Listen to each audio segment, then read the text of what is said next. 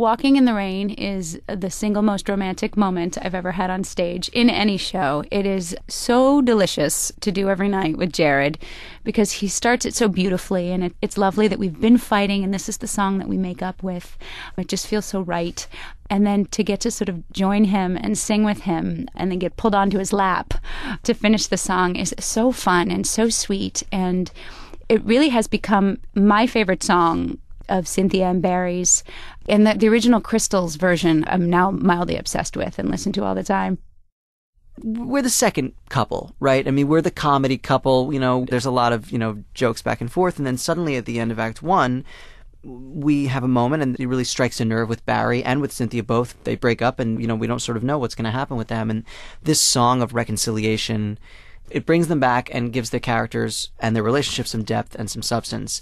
In the reality of the play, that Barry has this lyric that Cynthia wrote, and he's been hanging on to it and hasn't written anything to it.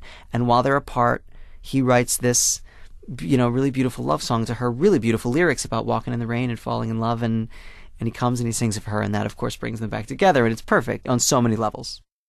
I think Walking in the Rain has to be stripped down and simple the way it is in our show because it is a moment that is Cynthia and Barry at their most honest. I mean, we're often the comic element in the show, and this is the two of them not being funny, really showing each other for the first time how much they really honestly care about each other. And that's scary to do in life, and of course took them years in our show to get to that place. And so I think it has to be simple and honest and with no frills. That's, I think, what makes it so moving in the moment and what makes it so romantic.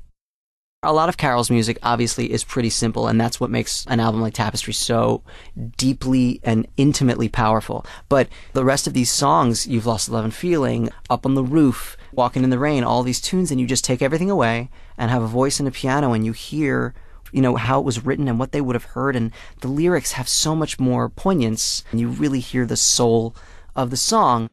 I think Walking in the Rain is a really great example of how Doug McGrath has taken songs and put them in the show in such a way that even though they weren't written for the show, they feel like they were, because it's really a play with music. No one is ever singing their feelings like they do in Oklahoma.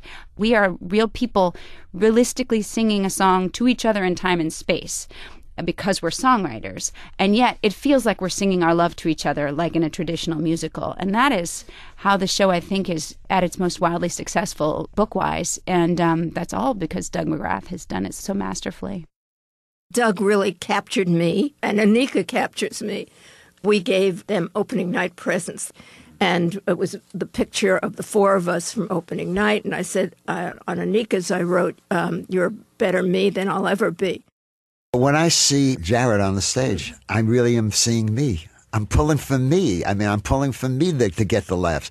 I really feel like one with him. We're Barry Mann, both of us.